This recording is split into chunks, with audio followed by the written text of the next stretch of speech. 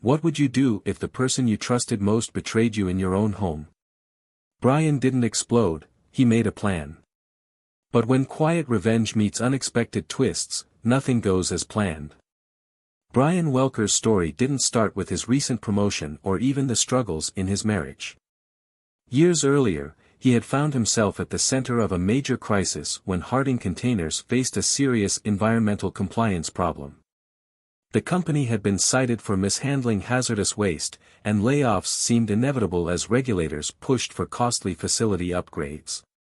Known for his keen eye and meticulous nature, Brian discovered a critical error in the paperwork submitted by a third-party contractor. His timely intervention not only spared the company from harsher penalties but also earned him a reputation as a reliable problem solver among the management team, something he never actively sought but came to be known for nonetheless. This wasn't the first time Brian had dealt with a high-stakes situation. A few years before their son, Tim, was born, Brian had survived a severe car accident while driving home from a friend's bachelor party.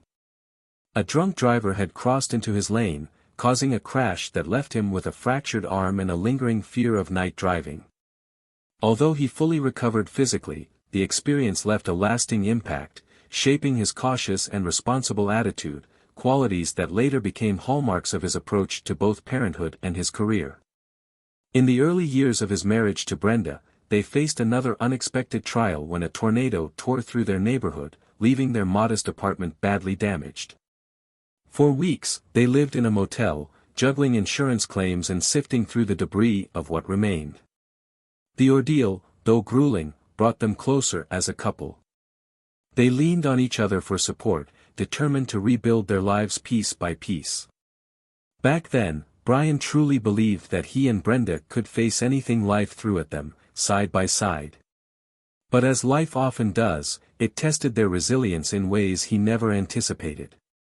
When their son Tim was a toddler, Brian's younger brother, Charlie, was battling addiction and needed a place to stay. Out of compassion, Brian welcomed Charlie into their home, hoping to provide him with the stability he needed. However, this decision placed an enormous strain on their family life. Brian found himself walking a tightrope, trying to support his brother while ensuring the safety and well-being of his wife and child. Thankfully, Charlie eventually sought treatment and turned his life around, but the experience left its mark. Brenda, in particular, often revisited how much the situation had upended their lives, and though they moved forward, the tension lingered in the background. One of Brian's proudest moments came during Tim's elementary school years. As part of a community service project, he designed and built a custom playground for Tim's school, using his skills as a machinist. Over several months, he dedicated countless hours fabricating the equipment and overseeing its installation. The playground soon became a cherished part of the neighborhood, and Tim took great pride in telling his friends, "My dad built this." For Brian, seeing children play on something he had created was a deeply rewarding experience, a reminder of why he worked so hard. Despite his devotion to his family and community, Brian had a quiet passion that few people knew about: restoring vintage motorcycles. Tucked away in the garage was his ongoing project, a partially restored 1972 Triumph Bonneville. He would work on it whenever he could steal a few rare moments of free time. Often, he dreamed about the day he'd finally finish the bike and take long rides through the countryside, savoring the open road. Yet, as life grew more demanding, that dream seemed further out of reach. On that particular day, as Brian wiped the sweat from his brow, a faint smile spread across his face. Earlier, he had received the long-awaited news: he'd been promoted to shift supervisor at Harding Containers. It was a goal he had been working toward for years. The new role came with increased responsibility, but there was an upside. Working the night shift meant he could attend Tim's school events and sports games during the day, something that mattered to him more than anything. Having worked nights before, Brian was confident he could handle the transition, and with a few days off before starting his new role, he felt ready. But later that day, everything changed in an instant. Returning home, Brian was met with a sight that left him shaking with rage and disbelief. His heart pounded as he tried to make sense of the scene before him. Reaching for his phone, he hit record, determined to capture both the actions and words of the betrayal unfolding before his eyes. "I like this arrangement," the man said smugly, leaning against the headboard. "Your husband doesn't even touch you." "Don't bring Brian into this," Brenda snapped, her voice strained, guilt evident in her tone. Bill Grant, a delivery driver Brenda worked with and the divorced father of one of Tim's classmates, grinned wider. "Come on, Brenda. We're literally in his bed. What does that say about us? About him?" Brian's mind spun as he replayed those words in his head. He didn't care what Brenda chose to do with her life anymore, his focus had shifted entirely to Tim, who still had 2 years of high school left. He needed to stay grounded, at least until Tim graduated, but beyond that, he was done. The garage apartment, once envisioned as a quiet personal retreat, now became the centerpiece of his plan for reclaiming his independence. That evening, Brian reached out to several contractors to discuss converting the space into a fully livable unit, complete with a kitchenette and bathroom. With his new promotion, he could afford to outsource the renovation work and save himself the time and effort. It was clear to him now, this wasn't just about building an apartment, it was about carving out a separate life within the same home, until he could walk away entirely. "The plan sounds great," one of the contractors told him over the phone. Brian ended the call with a quiet but resolute satisfaction. His path forward was finally becoming clear. "I'll wash the bedding," Brenda offered quickly that evening, likely recalling the earlier state of their bed. "That's not necessary," Brian said coldly. "I'll sleep in the guest room." Without further discussion, he left the house as if heading to work, but instead, he drove to a nearby sports bar.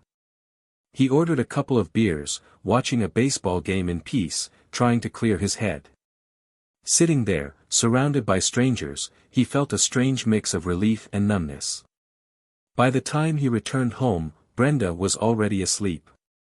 Quietly, he parked in the garage and carried an air mattress inside, setting it up in the unfinished space. He didn't need luxury tonight, just distance. In the following days, Brian began setting a routine. He'd spend his nights in the garage apartment and come into the house only when necessary, careful to avoid confrontation. One evening, Brenda tried to break the tension. "You can stay in the bedroom during the day, you know. I don't want to disturb your sleep." Brian shrugged, his voice calm but distant. "Unless you think we should, you know, have love," he teased, raising an eyebrow. Brenda froze for a brief second before forcing a faint smile. "I'm really tired tonight. Maybe we could just cuddle." Brian's expression hardened. "Hugs don't do anything for me, Brenda. If I hold you, I'll want more. If love is off the table, I'd rather stay in the guest room. Don't bother making excuses. I'm not the type to force anything." His words hung heavy in the air, making it clear that he had no intention of playing along with any pretense. Later that night, as he lay on the air mattress in the garage, he heard a knock at the door. When he opened it, Brenda's mother, Beverly, stood there, her face lined with worry.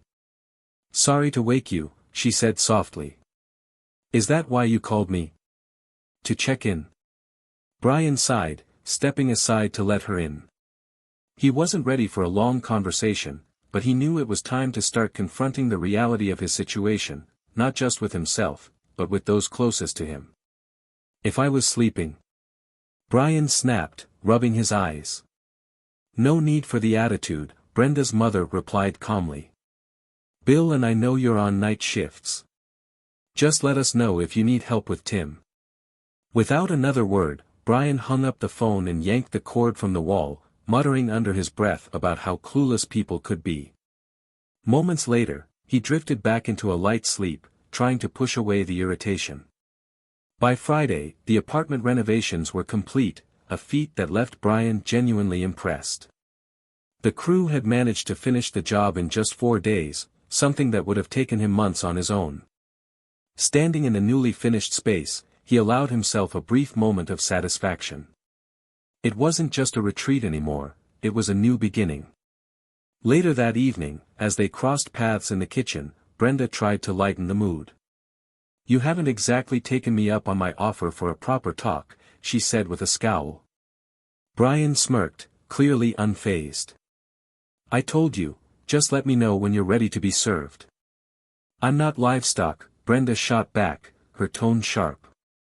"If you want anything from me, you'll apologize and take me out for a proper evening first. Otherwise, forget it." Without a word, Brian grinned and walked away, leaving Brenda standing there, both irritated and bewildered.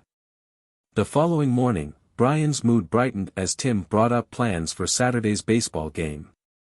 "It's a good way to bond with the boys," Brenda remarked casually. "And Scooter's coming too?" Brian asked, raising an eyebrow. "Wait, his real name's Horace," he added, laughing. "Poor kid," Brenda said with a shrug, ignoring his teasing. "His dad passed away 2 years ago. They moved here to be closer to family." "I'll stick with Scooter," Brian replied, just as Tim came running in, beaming.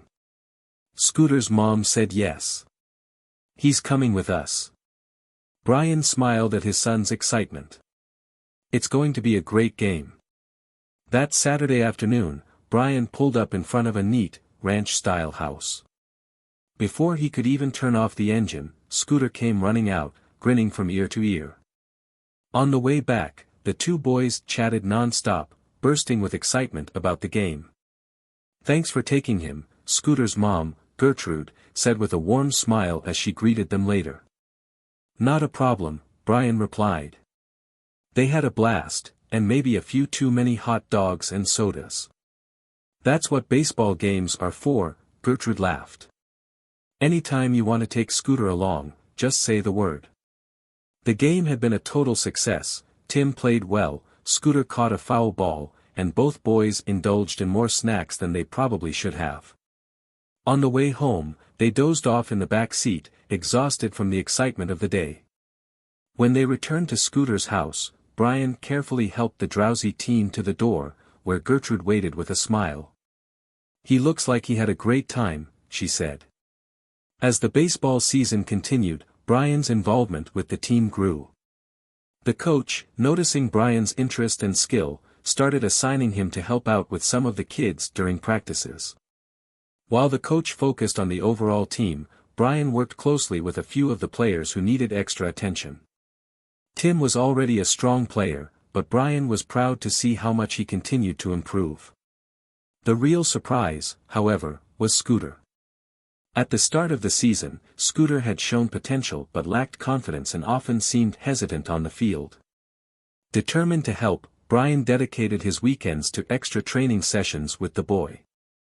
Slowly but surely, Scooter began to come out of his shell, gaining both skill and self-assurance. It wasn't just about baseball, it was about helping these kids find their footing, on and off the field. And for Brian, that felt like a small but meaningful victory amidst the chaos of his personal life. As their friendship grew, Brian and Gertrude found themselves spending more time together, often exchanging light-hearted banter that brightened his days. One afternoon, curiosity got the better of Brian, and he decided to address something that had been on his mind. "Gertrude, can I ask you something a little personal?" he began hesitantly. "You're not about to ask my bra size, are you?" Gertrude quipped without missing a beat, a mischievous grin lighting up her face. "What? No. I wasn't going to ask that." Brian stammered, caught off guard. "Well, men usually preface personal questions like that," she teased, her grin widening. "Fair enough," Brian said, chuckling awkwardly. "Actually, it's about the recent attention I've been getting. People seem to know more about my private life than I expected." Gertrude's expression softened. "You mean the breakup, right? Brenda and her new situation?" Brian was momentarily stunned. "Wait, how does anyone even know about that? Who's been talking about my personal life?" "It's a small town, Brian. People love to talk," she replied with a shrug. Then, trying to lighten the mood, she added, "Do you mean Brenda or her lover?" Brian gave a tired sigh. I didn't suspect anything, I knew. I caught them together in our bed. That erased all doubt. Gertrude's eyes widened in disbelief. Wow. I didn't realize you'd actually walked in on them. That's rough, Brian. I'm sorry you had to go through that. It's humiliating, Brian admitted quietly. And I hate that other people know about it. I'm just trying to focus on being a good dad. Gertrude nodded, her voice steady. You are a good dad, Brian. Tim's lucky to have you. And for the record, Horace thinks you're pretty cool too. Brian raised an eyebrow, a playful grin creeping across his face. Wait, who's Horace? Gertrude rolled her eyes but couldn't hide her smile. Only someone as clueless as you would tease me about Horace after everything I've told you. He's Scooter, remember? Brian laughed softly. Thanks, Gertrude. You're a great friend. You've helped me more than you know. I just hope Tim doesn't pick up on too much, she added thoughtfully. Kids are smart. He probably knows something's up between you and Brenda. A few days later, Brenda unexpectedly showed up at one of Tim's games.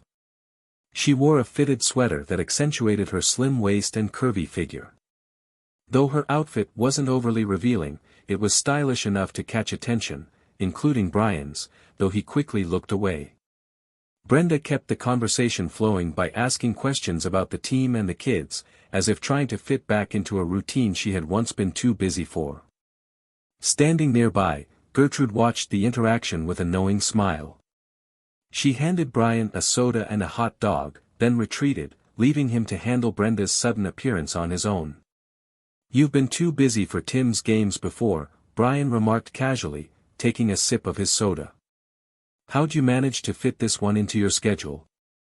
Brenda stiffened slightly at the pointed comment, momentarily wondering if he was hinting at something deeper. But the thought passed quickly. If Brian truly suspected anything, he would have confronted her directly by now. One thing she was certain of, Brian wasn't the type to tolerate betrayal. If he knew, I wouldn't have any doubt about it, Brenda said coolly. I made time because this game matters to Tim, and that matters to me. Brian nodded, offering no further comment, his attention already back on the game. He watched Scooter step up to the plate, looking more composed and confident than the shy boy he had remembered from last summer. The first pitch whizzed dangerously close to Scooter's head, but the boy didn't flinch, staying poised and ready. Brian chuckled softly, muttering almost to himself, trying to intimidate these two is a bad call. I just hope the pitcher's foolish enough to try sneaking a fastball past Scooter. As if on cue, the pitcher delivered his next throw with extra power, determined to get it past Scooter. The sharp crack of the bat meeting the ball rang out across the field, followed by cheers erupting from the crowd as the ball soared high and long, deep into the outfield. Meanwhile, across the field, Bill and Brenda sat together, their conversation taking a different tone. He's too young to just give up on love, Bill said, leaning in close. Either he's gay, or he's got someone else on the side. Brian is not gay, and he's definitely not a cheater, Brenda snapped, her voice laced with irritation. He's just focused on work and Tim's games. That's all. No normal guy would willingly give up a woman like you, Bill argued. There's no way he isn't getting it somewhere else. Brenda crossed her arms defensively. Brian is a man of principle. He would never betray me like that. Bill raised an eyebrow. And what do you think this is, Brenda? What are you doing with me? Brenda shifted uncomfortably. This is different, she muttered, avoiding his gaze. As the game continued, Gertrude and another parent struck up a conversation, both watching proudly as their boys played. Wow, Horace has really grown into such a talented player, the parent said with a warm smile. And he's such a sweet boy, too. You must be really proud. I am, Gertrude replied cautiously. Tim's doing great, too. All the time Brian spends with them has made a huge difference. He's been an incredible mentor to Horace. Brian definitely has a knack for that, Brenda added, suddenly joining the conversation. Her tone was light, but there was something strategic behind her words. Though sometimes, he's almost too good, don't you think? I mean, you've probably noticed how all those blonde women with, well, generous assets are always hanging around him. Gertrude leaned back in her chair, eyeing Brenda thoughtfully. Tell me something, Brenda, if Brian ever cheated, would that be a deal-breaker for you? Or could you live with him having a fling as long as you stayed his number one? I hope you're joking, Brenda said sharply. I love Brian, but infidelity would be the end for me. It's not just the act, it's the betrayal of our marriage vows. That's something I could never forgive. Gertrude smiled faintly but said nothing, letting Brenda's words hang in the air. I'd never tolerate it, Brenda said firmly. Once that line is crossed, the marriage is over. Surely you understand that, you were married for years. You know what loyalty means. Gertrude nodded slowly, choosing her words carefully. I do understand. Loyalty means everything in a marriage, but sometimes, people don't realize what they have until they've lost it. Later that evening, Brian and Gertrude found themselves in another light-hearted conversation. They had spent the afternoon cheering on the boys at the baseball game, and now they stood near the concession stand, waiting for Tim and Scooter. You know, you're one of the most genuine women I've ever met, Brian said sincerely. You're the full package, not just some superficial combination of bleach and implants. Gertrude blushed, caught off guard by his compliment. Well, you just made my job a lot harder. I guess I'll have to schedule an eye exam for you once baseball season's over. Brian chuckled. You'll find my vision's perfectly fine. I just seem to have misjudged one thing, my wife. Gertrude smirked, her eyes sparkling mischievously. Maybe she misjudged us too, assuming you weren't serious about finding me attractive. Assuming I wasn't serious? Brian asked, raising an eyebrow. Gertrude, I'm serious. Later that night, as they pulled into the hotel parking lot for an overnight tournament, Brian noticed something strange. Hey, how did you know I was staying at this hotel? He asked as they got out of the truck. Gertrude smiled slyly. The Winstons checked into the same one as you, she replied simply. I never mentioned where I was staying, Brian said, puzzled. I didn't need you to, she teased, her mischievous grin widening as she turned to walk inside. I'll be fine. Don't worry about me. Still scratching his head, Brian shook off his confusion and went inside to check in. When he returned to the truck with his room key, he found Gertrude waiting with a knowing smile. Inside the hotel, their conversation shifted again, but this time, it took a more personal tone. Brian, Gertrude said softly, her expression serious. I've been on the pill for over a month. I've been hoping this would happen.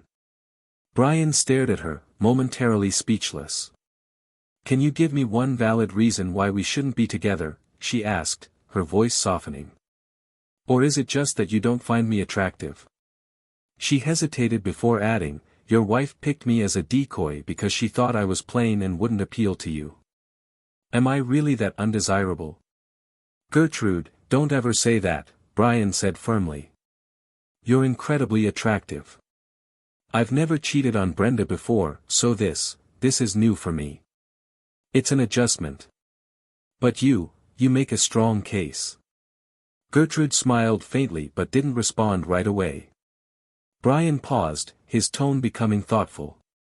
Honestly, I don't think I'm built for a one-night stand.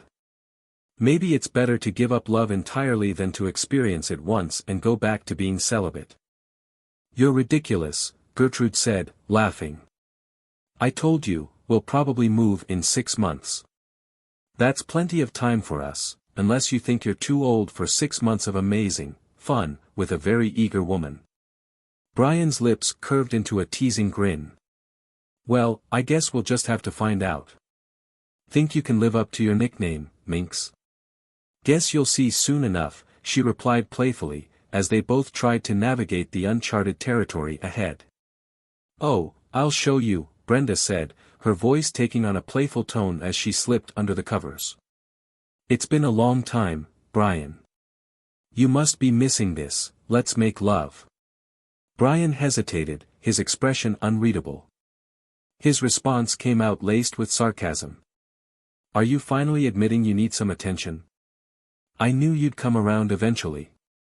I'd be happy to put a smile on your face for the holiday." Brenda's playful demeanor vanished, her face darkening instantly. "You're such an idiot. With that attitude, don't expect me to try again." Later that night, Brian was just getting into the rhythm of his shift at work when his phone buzzed. It was Tim. "Dad, Scooter and I are hanging out with Heather and Holly in Heather's car. You said we could stay out until midnight since there's no school tomorrow, but we've got a problem," Tim said, his voice anxious. "Heather was driving her mom's car, and we got a flat tire. There's no spare in the trunk, and we're stuck on D Street. A few guys from the arcade across the street keep staring at us, and it's making me nervous." Brian's heart sank. He knew D Street wasn't the safest place, especially at night. "Stay in the car, keep the doors locked, and don't talk to anyone." "I'm on my way," he said firmly. As soon as he hung up, he grabbed his coat and headed toward Gus, a coworker and friend. "Gus, I need your help," Brian said, urgency in his voice. "Tim and his friends are stuck on D Street with a flat tire, and some sketchy guys are hanging around." Gus's face tightened with concern. "Absolutely. Let's go." Jack, another coworker, overheard and stepped in. "I'll come too.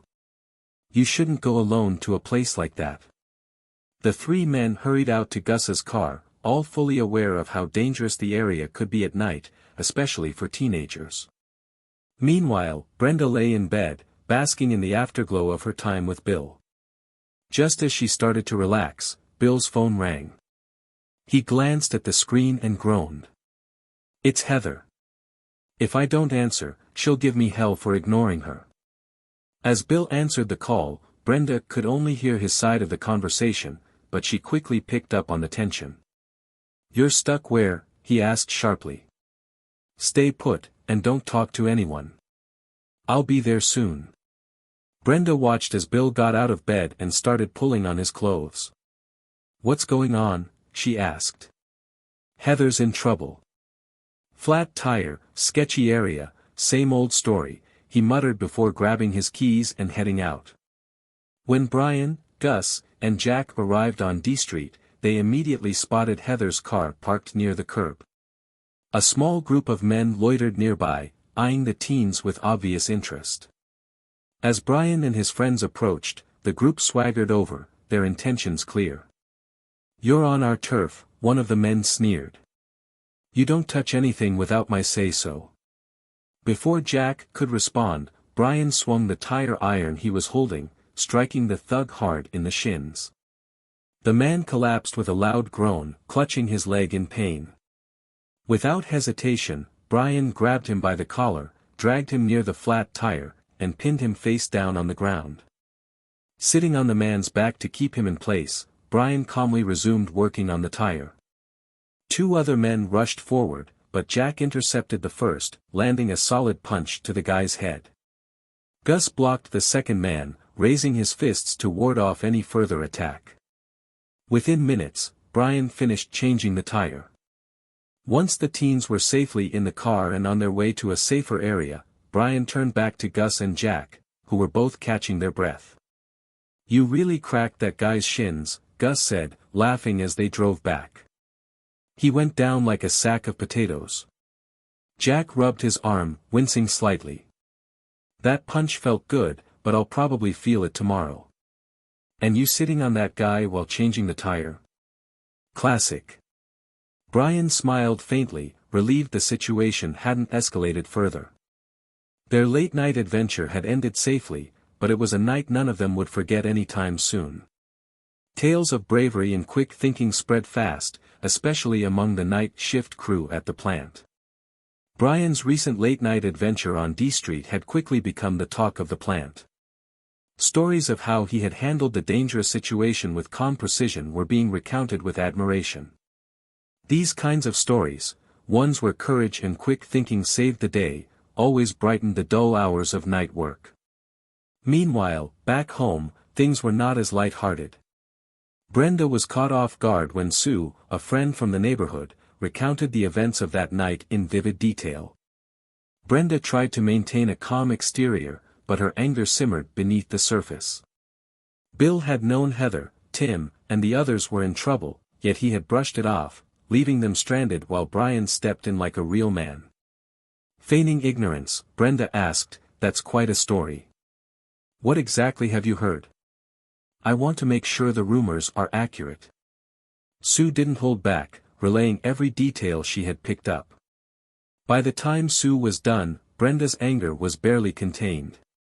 She was furious, not just at Bill's indifference but at herself for ever trusting him. Later that evening, Brenda confronted Bill directly. "Brian acted like a real man while you sat here doing nothing," she said, her voice rising. "My son was in that car, and you couldn't be bothered to help." Unfazed, Bill leaned back and smirked. "If your husband's so great, why are you sleeping with me instead of him?" Brenda's temper snapped. "You're pathetic. Brian's more of a man than you'll ever be. Whatever this thing between us was, it's over. Don't speak to me again." "Your loss," Bill said coolly, shrugging as he leaned back in his chair. Not long after, Brenda had an encounter with Minx, a woman who had unexpectedly become close to Brian during the past few months. Their conversation quickly turned sharp. "I told Bill it's over," Brenda said firmly, trying to regain some control. "Let me guess," Minx replied with a hint of sarcasm, that epiphany hit after he ignored Heather's call for help last night. "You didn't have much of a choice, did you?" Brenda's voice wavered as a new fear set in. "What if I've put myself at risk?" she whispered, realizing the implications of her actions. "I need to get tested." Minx didn't soften. "Smart idea," she said coolly, crossing her arms. "What happens now?" Brenda asked hesitantly.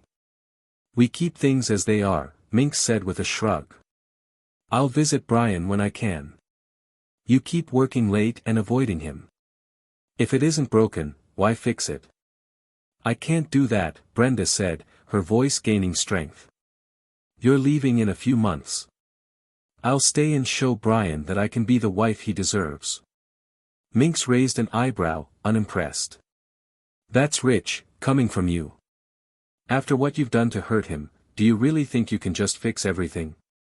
Brenda's voice lowered, pleading. "Can you ever forgive me?"